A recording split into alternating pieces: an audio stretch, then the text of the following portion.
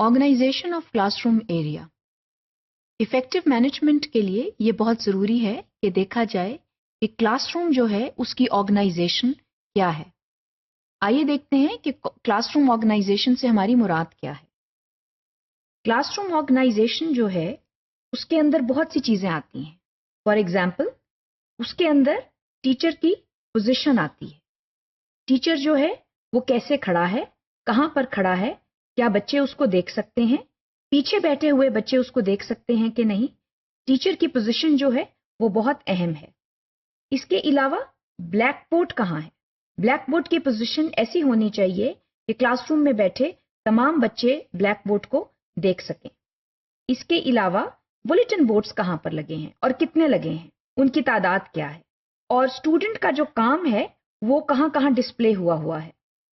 بعض اوقات ایسا ہوتا ہے کہ بلیٹن بورڈز کے اوپر اسٹوڈنٹس کا کام ڈسپلے نہیں ہوتا، جس سے بچے جو ہیں وہ فرسٹریٹڈ فیل کرتے ہیں. اس کے علاوہ یہ دیکھنا ضروری ہے کہ کلاس روم میں کیا کوئی اسٹوڈنٹ کارنر ہے. اس کا یہ مطلب ہے کہ کوئی ریڈنگ کارنر یا کوئی کارپیٹ یا رگ بچھا ہوا ہے جس پر بچے اپنے فری ٹائم میں کوئی کتاب پڑھ سکتے ہیں، کوئی ڈرائنگ کر سکتے ہیں یا کوئی اور اپنا کام کر سکتے ہیں. اس کے علاوہ یہ دیکھنا بہت ضروری ہے کہ سیٹنگ ارینجمنٹ کیا ہے. کیا کلاس روم میں اتنی اسپیس ہے کہ بچوں کو گروپس میں بٹھایا جائے یا پیئرز میں بٹھایا جائے یا ان کو روز میں بٹھایا جائے. سیٹنگ ارینجمنٹس جو ہے وہ لیسن پلانس کے مطابق ہونی چاہیے. اس کے علاوہ جب سیٹنگ ارینجمنٹ کی بات آتی ہے تو یہ جاننا بہت ضروری ہے کہ اسٹوڈنٹس جو ہیں وہ بیٹھے کیسے ہیں. کیا وہ روز میں بیٹھے ہیں، کیا وہ گروپس میں بیٹھے ہیں، پیئرز میں بیٹھے ہیں، اور یہ سب جو ہے یہ ایک لیسن پلان ڈٹرمن کرتا ہے. اس کے علاوہ ٹیچر کی پوزیشن کیا ہے. ٹیچر کی جو پوزیشن ہے وہ ایسی ہونی چاہیے کہ تمام اسٹوڈنٹس جو کلاس میں بیٹھے ہوئے ہیں وہ ٹیچر کو واضح طور پر دیکھ سکیں. اور ٹیچر کے لیے یہ بہت ضروری ہے کہ وہ کسی ایک جگہ کے اوپر کھڑی نہ ہو یا کھڑا نہ ہو. ٹیچر کو چاہیے کہ وہ ایسے موو کرے کہ تمام بچے جو ہیں وہ اس کو دیکھ سکیں. اس کے علاوہ جو بلیٹن بورڈز ہیں ان کی تعداد کیا ہے. بلیٹن بورڈز بہت کم بھی نہیں ہونے چاہیے اور بہت زیادہ بھی نہیں ہونے چاہیے.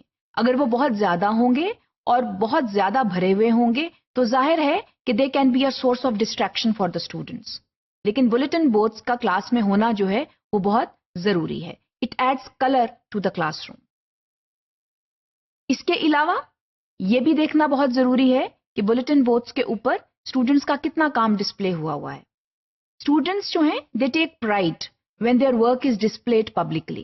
اور bulletin boards are the biggest source through which students' work can be displayed publicly. تو اس چیز کا خیال رکھیں کہ جو bulletin boards ہیں ان کے اوپر students کا جو کام ہے وہ پراپر طریقے کے ساتھ display who according to different subject areas. bulletin boards جو ہیں ان کی سبجیکٹ کے لحاظ سے ڈویژن ہو سکتی ہے اور وہاں پر اسٹوڈنٹس کا جو آئے دن کا کام ہے اس کو ڈسپلے کیا جا سکتا ہے. بلیک بورڈ کی پوزیشن بہت ضروری ہے. عام طور پہ یہ دیکھا جاتا ہے کہ جو پیچھے بیٹھے ہوئے اسٹوڈنٹس ہوتے ہیں ان کو بلیک بورڈ صحیح طرح سے نظر نہیں آتا.